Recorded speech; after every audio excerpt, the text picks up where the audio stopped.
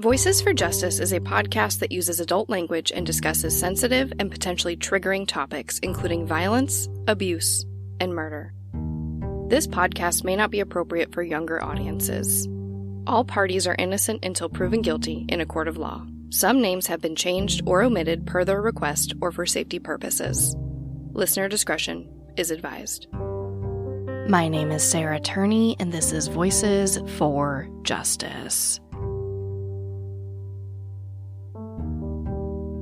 Today, I'm discussing the murders of Libby German and Abby Williams, also known as the Delphi murders. Monday, February 13th, 2017 was an unusually warm day for Delphi, Indiana. 14-year-old Libby and her 13-year-old best friend Abby wanted to take advantage of the nice weather while it lasted. So they asked Libby's older sister Kelsi to drive them to the Delphi Historic Trail so they could go hiking. In the small town of Delphi, there really isn't much else to do. Kelsi dropped the girls off around 1 p.m. The plan was for Abby and Libby to meet back at the trailhead at 3, so Libby's dad, Derrick German, could pick them up. When he showed up at the trailhead, the girls were not there to meet him. He called Libby's phone, but she didn't answer, so he started searching the immediate area. There was no sign of Libby or Abby anywhere. Police were notified that the girls were missing. Officers, family members, and volunteers scoured the trails for Abby and Libby, but they were nowhere to be found. The search was called off around midnight. In the morning, the search started up again. Within just a few hours, the bodies of Abby and Libby were found. They'd been murdered. It's been over 5 years since that day, and the case remains unsolved. This is the case of Abby Williams and Libby German. Liberty Rose Lynn Libby German was born on December 27, 2002 in Lafayette, Indiana. While her parents did play a role in her life, Libby and her older sister Kelsi were raised by their grandparents, Mike and Becky, in Delphi, Indiana. This is a close-knit community of about 3,000 residents. Libby and Kelsi shared a very close bond. They were best friends. Here's Kelsi to speak about her favorite memory with Libby. I think I was like 6 at the time, maybe a little younger. We were still living with my parents, or our parents, and we had one of those Barbie Jeeps. And this little Barbie Jeep was just so small that, but we were just small enough that we could both fit in there. And we would drive it around the backyard all the time. And I always told Libby that since I would be able to drive a car first, that I always had to be the driver and she had to be the passenger.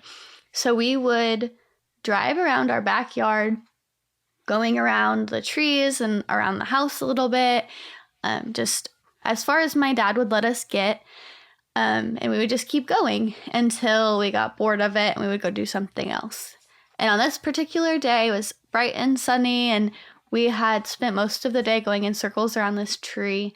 And probably on the third lap around the tree, I stopped, and there, right in front of us, was a snake. And instead of getting out and running to the house, I kept going, almost hit the tree, finally stopped. And instead of being scared, Libby got out and picked up the snake. And she flung it towards me and said, "Look, it's not scary. It's not scary at all. You can hold it. It's just a snake. It's okay." And I was just like, "Libby, get rid of it. We don't need to touch that. Just throw it back on the ground." And she didn't. She really wanted me to hold it. So she flung it at me right into my face. It landed in the Barbie Jeep. And I ran out screaming to my dad. And I think that very much describes Libby because she was just that kind of person. She was never scared of anything. She had no fear. She would do absolutely anything and wanted you to do the same thing. She just wanted you to go out and have fun. And she thought that snake absolutely would have been the most fun we had that day. We could have played with the snake for hours if it were up to Libby, but I would not. That was definitely a no for me. Libby had the ability to make everyone smile. She was known to leave sticky notes with messages of love and encouragement. Her grandmother Becky recalled getting into her car one day and finding a note on her sun visor that read, "I love you." Thank you for all you do for me and Kelsi. Libby was always thinking of others. Her grandfather Mike told RTV6 a story that highlighted Libby's generosity. Quote, "She called me one day. I'd given her some money for an item at school or a function, probably a $10 bill. She called me up and said, 'Grandpa, with the change, can I give it to somebody else? There's somebody who needs something.' So that's the way she worked. It's the way she operated." End quote. Libby enjoyed baking cookies to share with her family. Becky told RTV6, quote, "She could throw together a batch of cookies like nobody. She'd come in and have it done in half an hour or so. Cookies laid out for everyone to eat for the rest of the night." End quote. And if a family member wasn't there to help devour the cookies, she'd make sure to save them a few. You could almost always find Libby outside, swimming, going on walks, or playing softball, a sport she was very good at. She loved practicing in the backyard with her Grandpa Mike. He said Libby was a good hitter. Very seldom would she strike out. Mike said Libby was always going, always doing something. Her favorite things to do included going on adventures with Kelsi, spending time with family, and hanging out with friends. Like a lot of teenagers, Libby had a best friend she loved doing everything with. Abigail Joyce Abby Williams was born on June 23, 2003 in Sault Ste. Marie, Michigan. Abby also loved spending time outdoors, camping, swimming, riding on ATVs. She was also a huge animal lover, her favorite being her cat Bongo.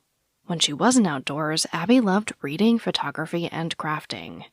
Abby's mother Anna told RTV6, quote, "She had more crafts than you know what to do with. She loved to make things for other people. She loved to be around other people." End quote.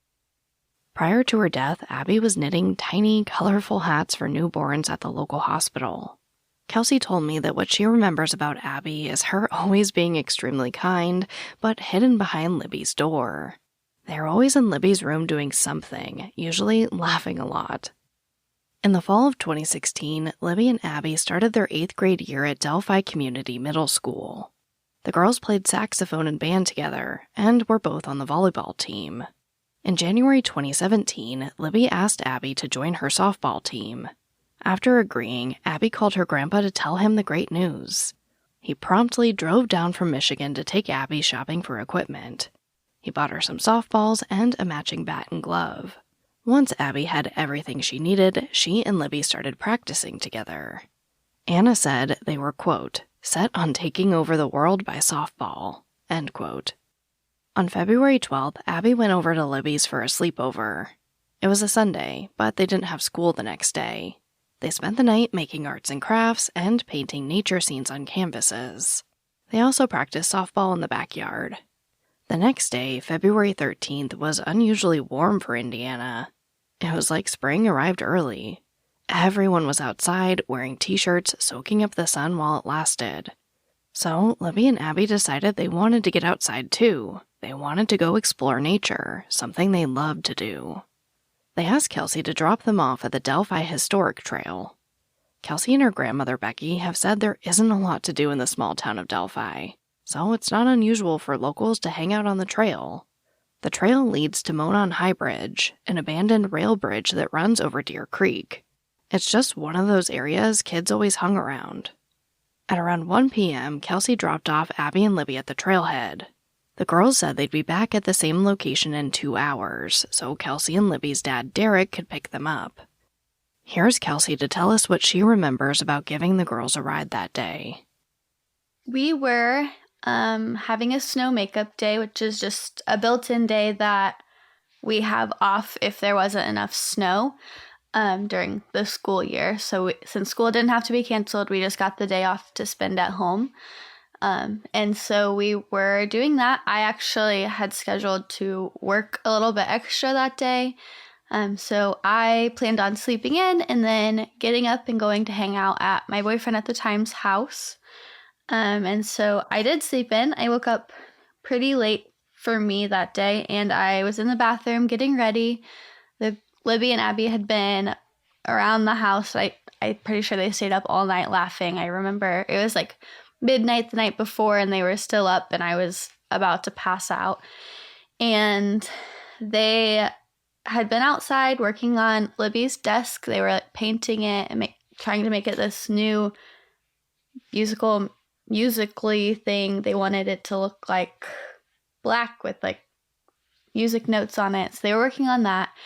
And I was upstairs in the bathroom getting ready when Libby bursts in. She opens the door. We were so close. We didn't know privacy. That wasn't a thing for us. So she burst in and she says, "Hey, do you want to go to Highbridge today? Like, let's go there and hang out." And that was normal for us. We would go there and hang out pretty often. We would just go there to take pictures or go geocaching, whatever it may be. It was just such a beautiful area. And unfortunately, that day I had to say that I couldn't because I had plans. But I had gotten very used to telling her no. So a little while later, she asked me again if I would drop them off on my way to my boyfriend's house. And I said I would if she could find a ride home. So that kind of started it. And I ended up dropping them off just a little while after that conversation. What happened next is a mystery. But we know that at 2:07, Libby posted a photo on Snapchat showing Abby walking across the bridge. When Derrick showed up around 3 to get the girls, they were not at the trailhead. He called Libby's phone, but there was no answer, so he started looking around the immediate area. Soon, members of both families showed up to help look. Libby's grandmother, Becky, later told Dr. Phil that at first they thought maybe the girls had been hurt or Libby lost her phone. When the girls weren't located by 5:30, the Carroll County Sheriff's Office was notified. Officers and volunteers joined family members in the search. Meanwhile, investigators did try to ping Libby's cell phone, but they weren't able to get a hit. The search lasted until about midnight. At that point, Sheriff Toby Lesenby felt there was no reason to believe the girls were in immediate danger, so he called off the search until daylight. Family members did stay behind to continue looking for the girls. In the morning, the search resumed with officers, volunteers, canine units, and dive teams all looking for Abby and Libby. Here's Kelsi to explain the search efforts on day 2. So the next day, that was when the organized searches started. The night before, it was kind of chaotic. People came from everywhere. We didn't really have a meeting place to start in, so everybody just went to the bridge and started looking. That day, we all met at City Hall. I just remember it being really early in the morning and really cold. I don't remember what time it really started, but I remember the chief of the fire department, who was actually my uncle at the time, he separated us all into different groups and got us into these different areas around Delphi. There were some in town, there were some all over the woods around Highbridge and the fields surrounding the countryside close to Highbridge. Actually, I think they were quite far. There are actually a lot in Delphi too, but they were just everywhere. I believe they called it a grid search, so they kind of just gridded us off. And then once we got to our locations, we actually separated into smaller groups in those locations, kind of looking in different areas around there. And that morning, I was put into the group with my dad and one of my other sisters to go to Highbridge. My group was actually set to cross Highbridge, but only half of our group wanted to cross it. So some of our group went into the woods surrounding on the opposite side, but me and a few other people ended up crossing the bridge and searching in the area towards the end of Highbridge, on the opposite side near where there's a private driveway. We searched underneath Highbridge for probably an hour or so before we decided that we weren't finding anything, so we were about to turn back and go back up Highbridge to go back to the other side where everyone else was. And that is about the time when the girls were found. At around 2:15 p.m., Abby and Libby's bodies were found lying side by side at the bottom of a hill, around 500 feet from the north bank of Deer Creek. They were on private property, in a wooded area approximately 1/2 mile upstream from the bridge. It was clear there was no accident. The girls didn't lose their footing on the bridge and fall. They were killed. Mike later told RTV6 that the girls were together until the very end. He said, quote, "They did not leave each other's side. I don't know what happened out there that day. There's a chance, an opportunity for one to break off or split or make a break for it or whatever. I look at it like, two young soldiers that stuck together, covered each other's backs.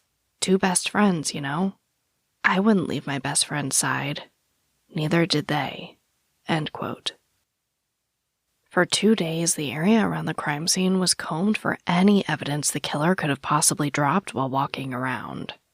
Very little information has been released about what was found. However, Carroll County Sheriff Lesenby did tell the Comet that there is DNA from the crime scene, but he didn't say where it originated. He added there is suggestive evidence of fingerprints at the scene. Investigators have at this point been kind of notoriously tight-lipped about this case. This has and continues to create frustration with the public. On numerous occasions, investigators have been asked why they aren't telling the public about many details of the case. Sergeant Jerry Holman with the Indiana State Police later addressed this topic. Well, a couple reasons. Number one is respect for the family. We don't want to share any personal information that brings this back, although they live with it daily. Second is to protect the integrity of the investigation. We do not want to share information that only we believe the killer or killers know.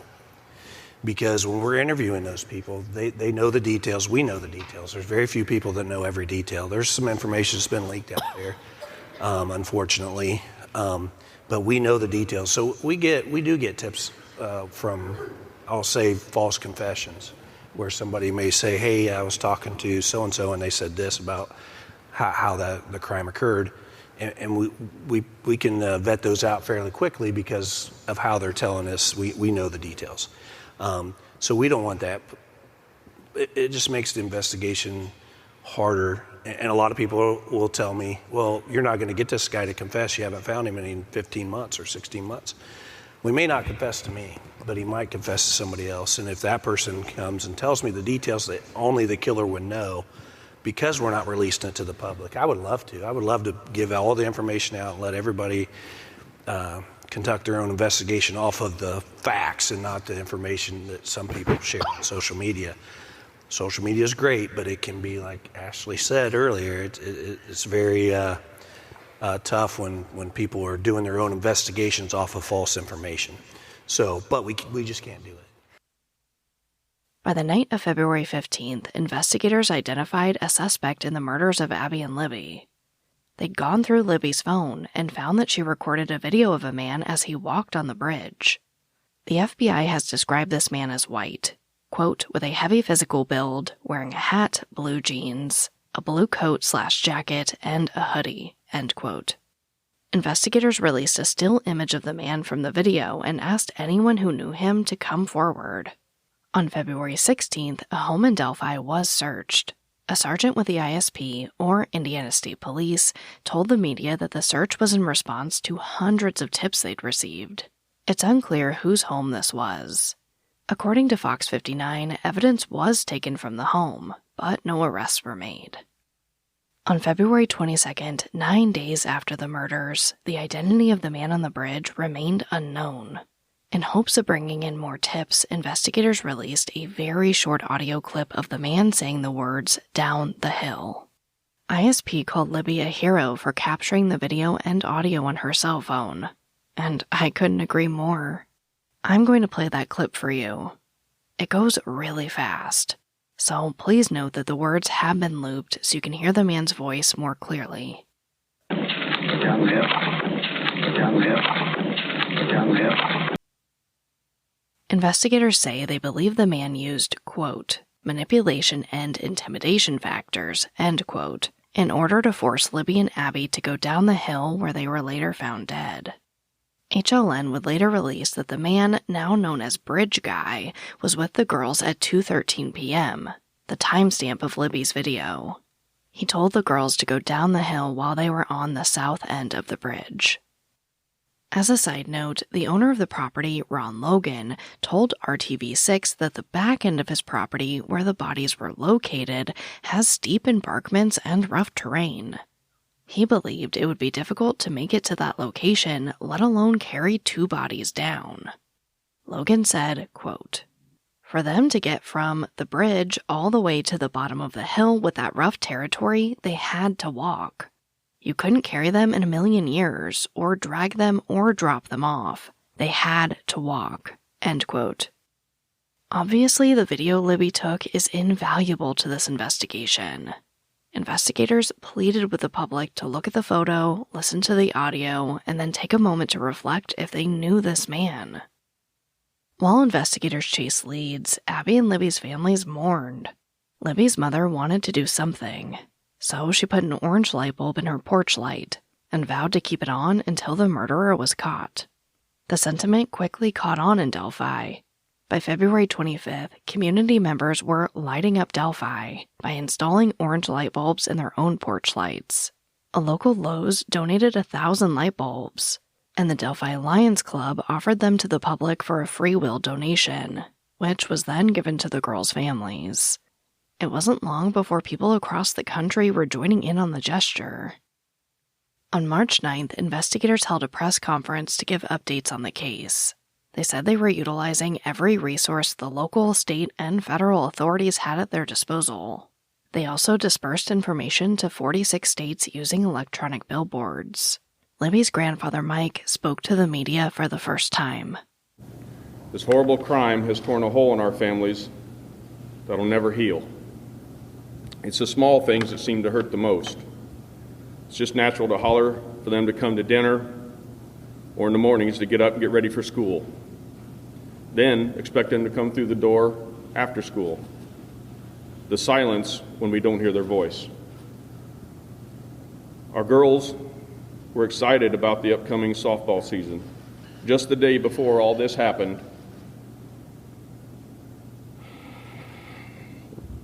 they had their equipment out playing catch, working on their batting in the backyard, going to the ball field with Anna to hone their skills for the upcoming season.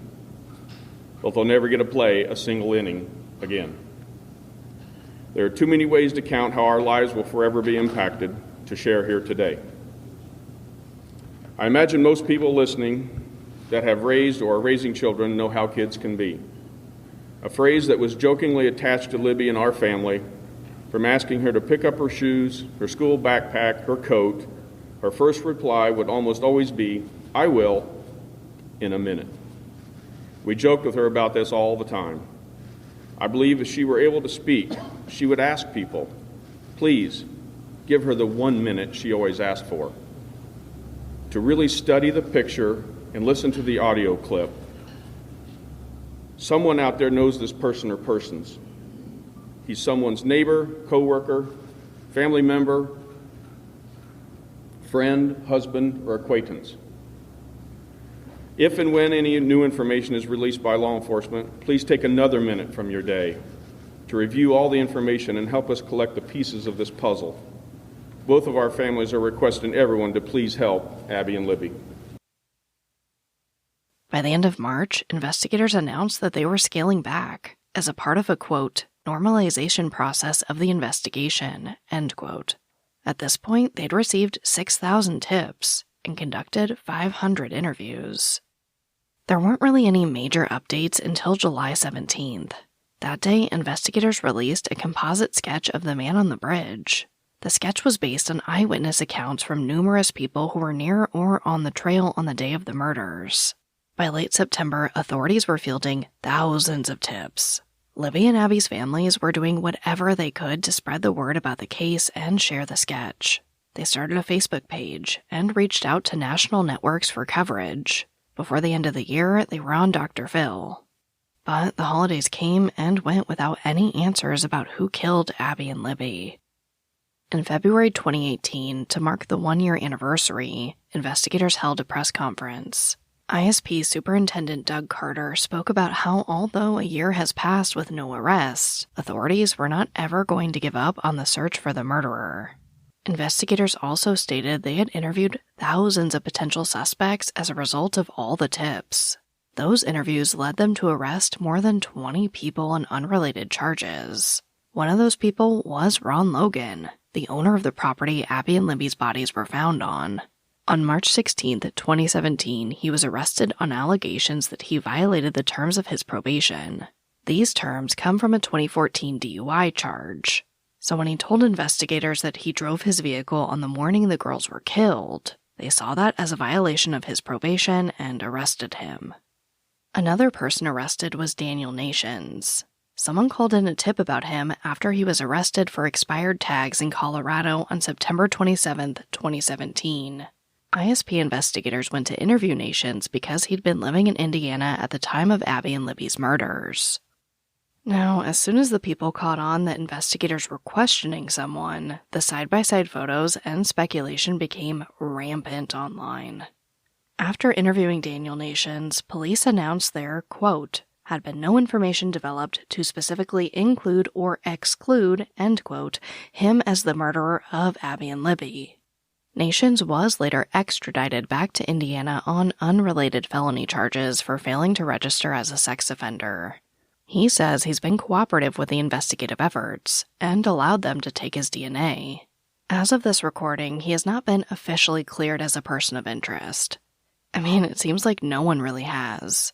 However, investigators say he, quote, is not someone they care a whole lot about at this time, end quote. While investigators continued to look into the thousands of tips they received, Abby and Libby's families were busy keeping the case fresh in people's minds. They sent flyers to every sheriff's office in the country, asked truck drivers to put magnets with details of the case on their trailers, and traveled to fairs and festivals hundreds of miles away. In May 2018, the family spoke about the case on a panel at CrimeCon. Here's Abby's mother, Anna, talking about why she feels it's important to keep the girls' names out there. This is our new job. It is a full-time job, and then when we're not doing this full-time job, we have other full-time jobs and families, and things continue to happen in our lives, but this is still here. I just had a gal ask me earlier this week, and she said, it's going to be Abby's 15th birthday this year, isn't it? And I said, yeah. They should be driving. They should have been doing their first formal this year in high school.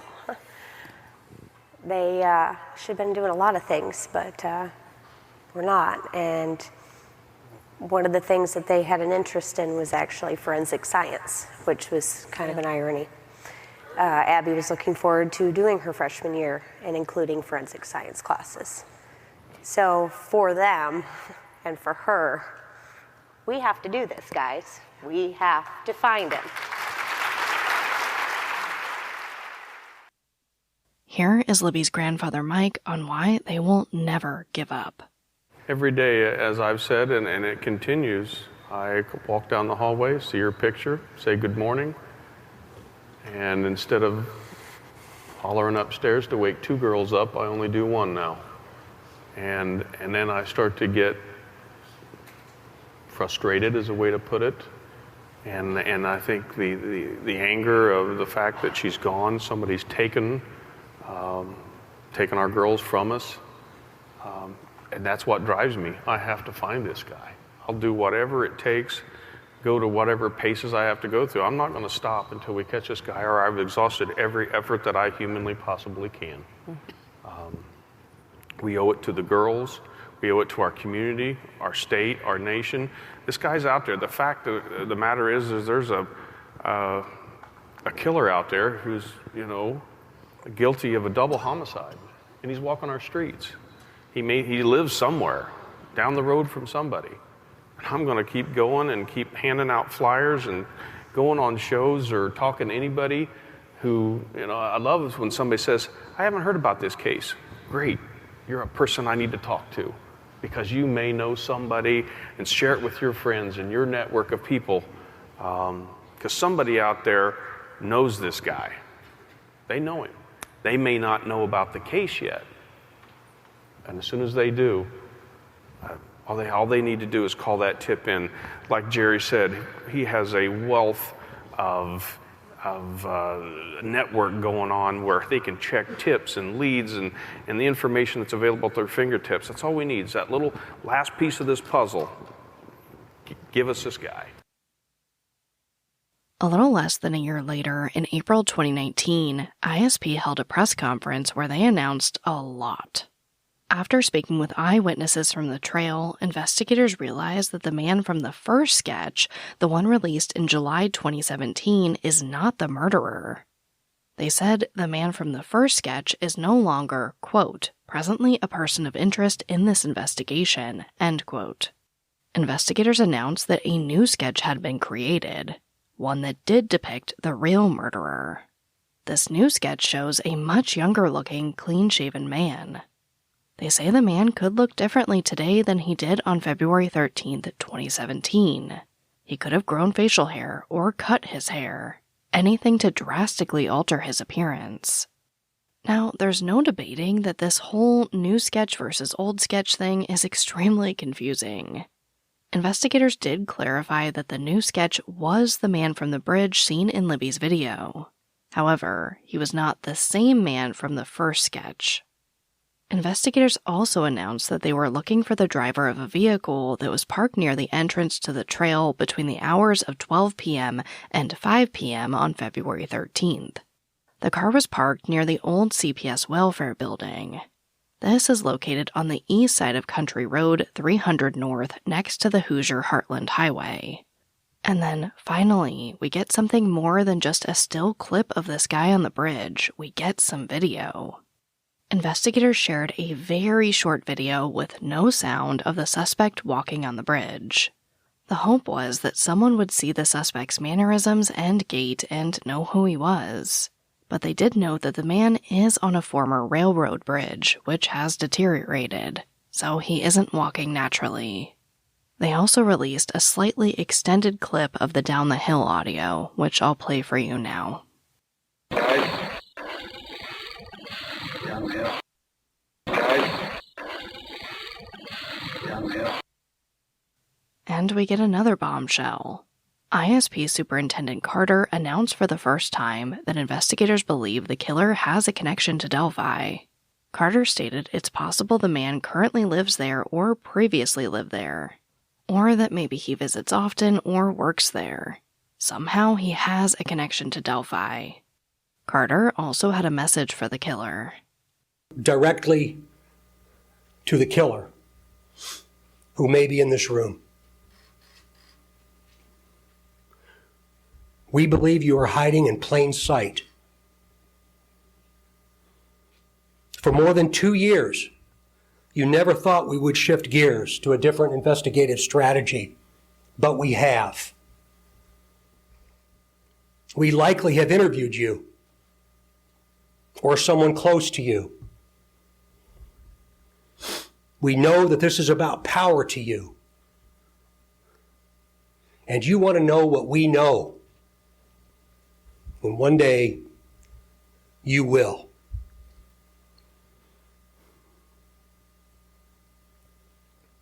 A question to you. What will those closest to you think of when they find out that you brutally murdered 2 little girls? 2 children. Only a coward would do such a thing. We are confident that you have told someone what you have done. Or at the very least, they know because of how different you are since the murders. Before the end of the conference, Superintendent Carter asked the public to be patient. He says with a completely new sketch, the investigation was only now beginning. Of course, I talked to Kelsi about this new sketch. When the sketch came out, I was incredibly frustrated. We had spent, I believe at this time, 2 years, maybe 3, searching for this older looking man. We'd looked everywhere. We'd shared this flyer. The sketch was everywhere in Indiana that we could possibly get the sketch. We'd shared it on national news. It was on news internationally. Like, it was everywhere. And we dedicated so much of our time to share that sketch that it was defeating to now have this almost opposite looking man out there that now we have to share a whole new face. Now I try to understand why police did it. I still get frustrated because it doesn't make sense to me. I just honestly wish we had a better answer to give people than, well, we had advancements in knowledge and technology. That's why we switched it, which, great. If that's what happened, fine. But there has to be a reason why we're doing this complete 180. Like, there has to be a better answer for that. And I don't have that. I wish I could give people something better. Yeah, I mean, because I know people come to you for those types of answers. They want to know from you, why is it different? Why don't you know? I mean, that has to be incredibly frustrating. It is, and it's not something that they'll answer even to this day. It's still, we had advancements in technology and knowledge. And yeah, that's great, because from 2017 to 2019, there should be advancements in knowledge and technology. Like, you should be learning more, but there has to be something that you can share, at least with families, that says, like, this is why we switched, or even a clear answer as to who we're looking for. Because right now all we have is the new sketch is primary and the other sketch is secondary. So what does that mean? We don't really have answers to those questions. In the 24 hours after the release of this new sketch, video, and audio, nearly 1,000 tips poured into the tip line. Before the month was up, investigators asked the public to please stop sharing side-by-side photos of the sketch and people they believed could be the killer. Carroll County Sheriff tweeted, quote, "Please stop posting side-by-side pictures of people you think did this. You are ruining innocent people's lives. Before posting a side-by-side, imagine that is your son, brother, or father. If you have a tip, we have given you the proper way to report it." End quote. For the next few years, the investigation continued without any other major updates from investigators. And again, during that time, Abby and Libby's families continued spreading the word about the case. They also came up with an amazing way to honor the girls' love for the outdoors, adventure, sports, and the arts: the Abby and Libby Memorial Park. It includes a bandshell, 2 playgrounds, 3 softball fields, and a walking trail. The park is now open. Abby and Libby's families are solely responsible for the operation and upkeep of the park. From cutting the grass to selling food out of the concession stand, they run it all. I think it's a really beautiful thing. For years to come, parents and children will have a place to spend time together while also remembering Abby and Libby. In February 2021, Abby and Libby's family spoke with the Journal and Courier about all the things they'd missed out on in the past 4 years without the girls. Anna said they were robbed of the whole teenage experience: first dates, learning how to drive, prom dress shopping. She pointed out that the girls would have been seniors that year. They should have been planning college and graduating with their classmates, but they weren't. Mike said that Libby had big plans for herself. She wanted to be a physician or a research scientist. He said, quote, "That's what she wanted to do, find cures. 8th grade and she knew what she wanted to do. She knew at what age she wanted to be married. She knew how many kids she wanted. She actually wrote this stuff down." End quote. There's really no way to fully describe the loss of a loved one, to fully explain every single moment and milestone that is so much less without them here to share it. But I did ask Kelsi how losing Libby has affected her life, especially as she was going through some of the most crucial years of her life, as she graduated college and got married. In every way possible. I first and foremost, I lost my best friend. She was the person that was supposed to stand next to me at my wedding. She should have been at all of my big milestones, and she wasn't. And so that was it had a very big impact on me in that way. But also, when I started college, I started out in journalism, and I was going to be a reporter, and that's what I wanted to do for my entire life. And I no longer wanted to do that. I didn't want to do reporting.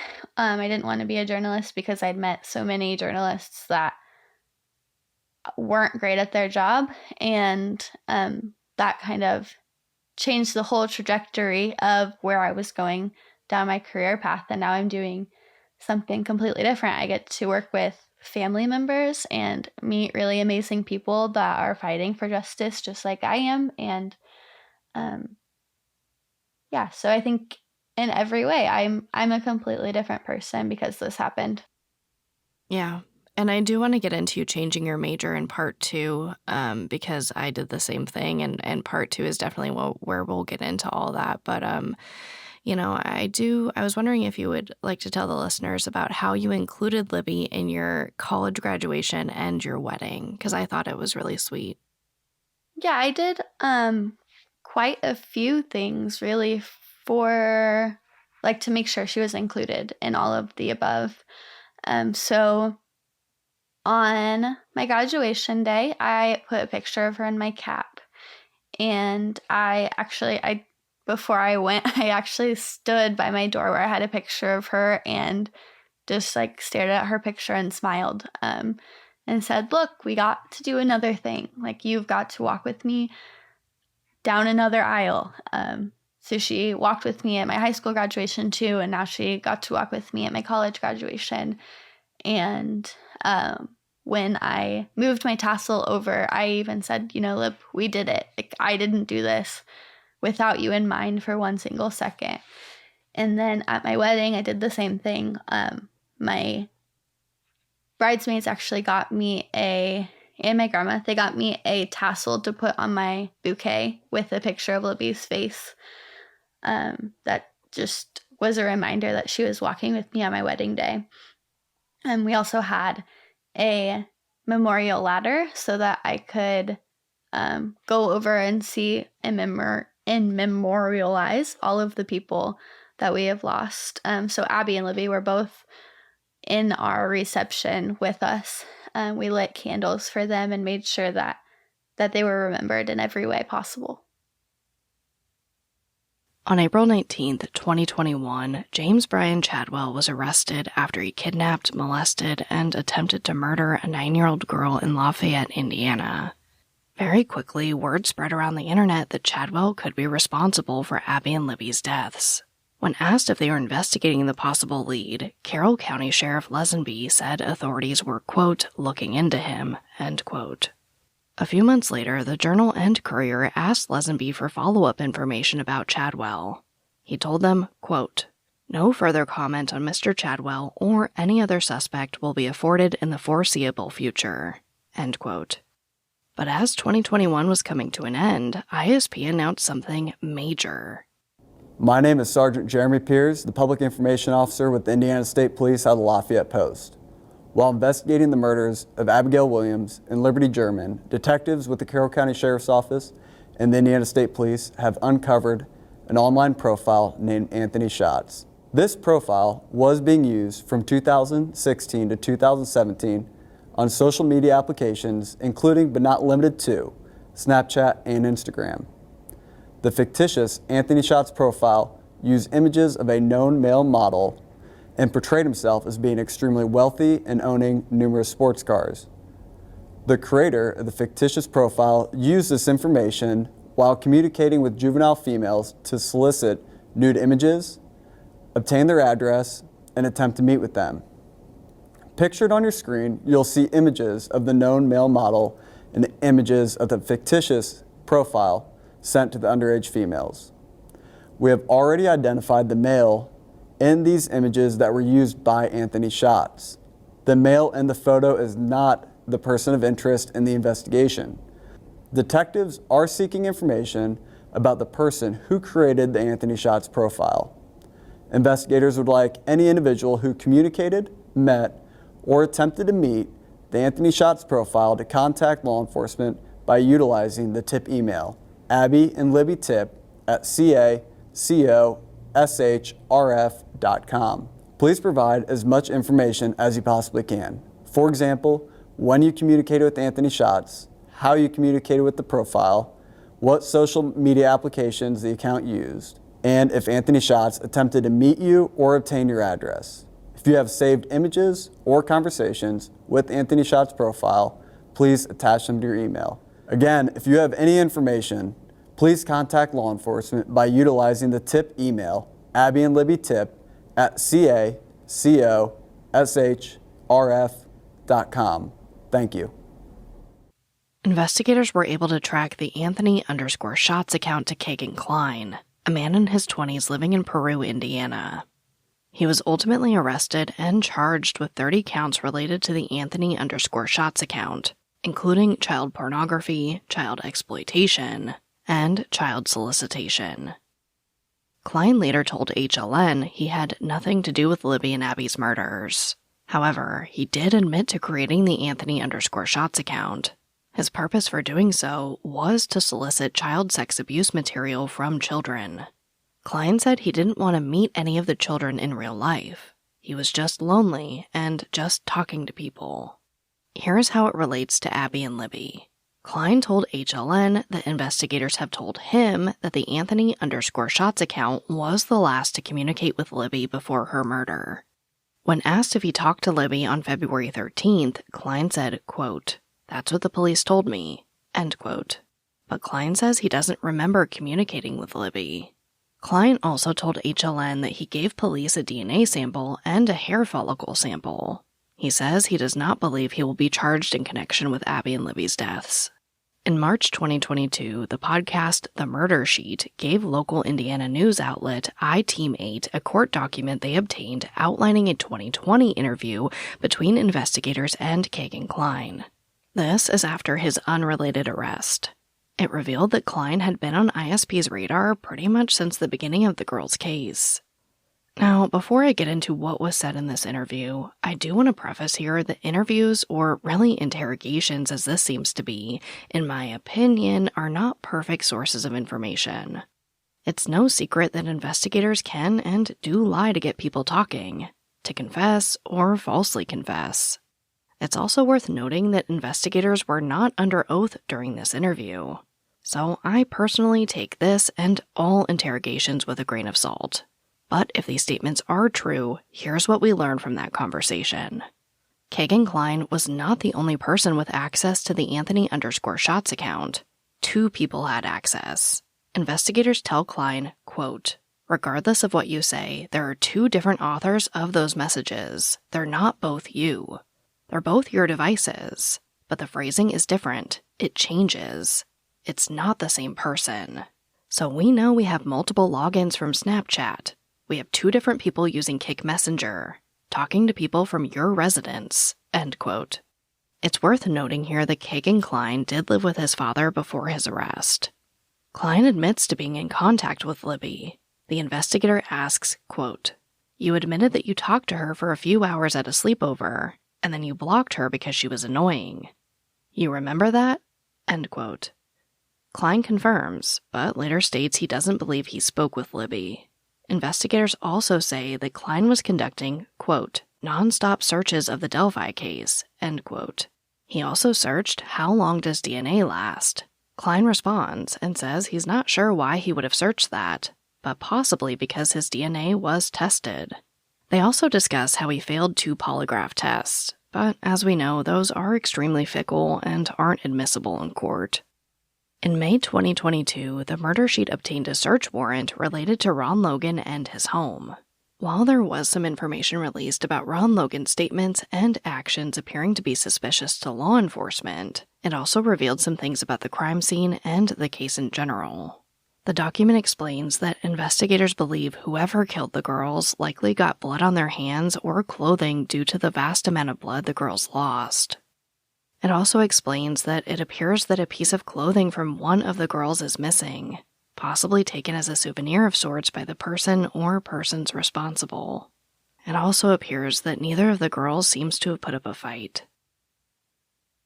One glimmer of hope I see in this document is investigators obtained unknown fibers and hair that can hopefully be tested and used to undoubtedly place whoever did this at the scene.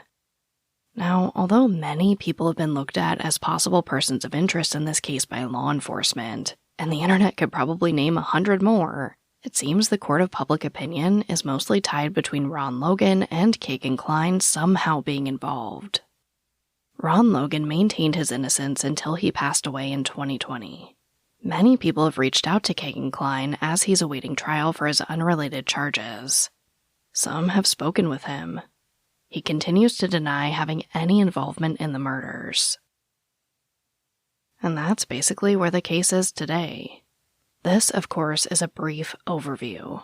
Investigators are keeping details about this case close to the vest. We don't know much about the crime scene. We don't have official statements about whom they're looking for or why. And the list goes on. This has been met with a lot of scrutiny from people who just want to help get justice for Abby and Libby. But we have to work with what we have. Bridge Guy has been featured on the FBI's most wanted list, and investigators are still seeking information about the Anthony_Shots account. For the 5-year anniversary in February 2022, Sheriff Lesenby reiterated that this is not a cold case. It is extremely active. Abby and Libby's family spoke to WLFI News 18 about how they were holding up. Abby's grandfather Eric said, quote, "It's similar to having a sore on your knee or your elbow, and that sore after a few days starts to scab over. And then next thing you know you bump it, and that scab comes off and then it hurts again." End quote. Libby's grandfather Mike said, quote, "I feel like I've been stolen from, like we've had something taken away from us that should have never happened. I'm frustrated that we're 5 years down the road and we don't have the person responsible behind bars. Somebody's walking a free man after committing a double murder. That's the fact. And he's still out there somewhere." End quote. Which brings me right to our call to action. There are so many ways you can help Abby and Libby. You can share the facts, flyers, audio, and video. We don't know what happened on the trail that day, but Libby, at just 14 years old, was so brave to take out her phone and record the person who likely killed her and Abby. This case feels so within reach of being solved. Please share that video. Please share information about the Anthony_Shots account. From where I'm sitting, those girls, those literal children, did everything in their power to help the public identify who did this to them. Now it's our turn to help. You can continue to share all of the information that me and my family share. We put all of the accurate information on our social media handles and try to share all of that as much as possible. Continue to share the flyer, and most importantly, if we're going off the most recent information released by law enforcement, we're looking for people that have ever had contact with the Anthony Shots profile. So whether you talked to him in 2016 or 2018 or whenever that might have been on whatever social media platform, we really need those people to come forward. And you can stay anonymous and just talk to law enforcement. I don't need to hear from you. There's people that have come to me and sent me those tips, and I feel for every single one of you. But I don't need it. All I'm going to do is take that information and send it to the tip line or to our detectives. So there's nothing I can really do with that. So I guess if one thing that would help the most for me is if we take those tips directly to them and trust that law enforcement is looking at them, because it can be really hard for me and my family to read all of those when we receive them. Abby and Libby were real people, and that our families are real people that are trying so hard to get through this journey and get to the other side of it. Anyone with information is asked to call the tip line at 765-822-3535. Callers can remain anonymous. You can also submit tips online at abbyandlibbytip@cacoshrf.com. There is currently a $325,000 reward being offered for any information that leads to the arrest and conviction of the person responsible for murdering Abby and Libby. Next time on Voices for Justice. How do you look back on that now? How do you feel about interviews you did when you were 17? I would say I definitely edit my responses, and I know that Sarah definitely knows that. I am way too nice. There have definitely been times where I probably should have said more, but I hate confrontation, and I don't want somebody to be like, I'm not covering your sister because you aren't easy to work with. You call me out on my crap, which is what we should do. What is the craziest rumor you've heard that you'd just like to squash right here and now? If you asked me in March of 17, the things that I remembered at that time and the way I remembered things were just not all completely accurate, because my brain had pushed all of this to the back and said it wasn't that, it was this, or no, I don't remember that. And there's still times where things are completely blacked out and I don't remember what happened. So, let's just address it. You've been accused of changing your story about the day you dropped off the girls. Can you set the record straight here?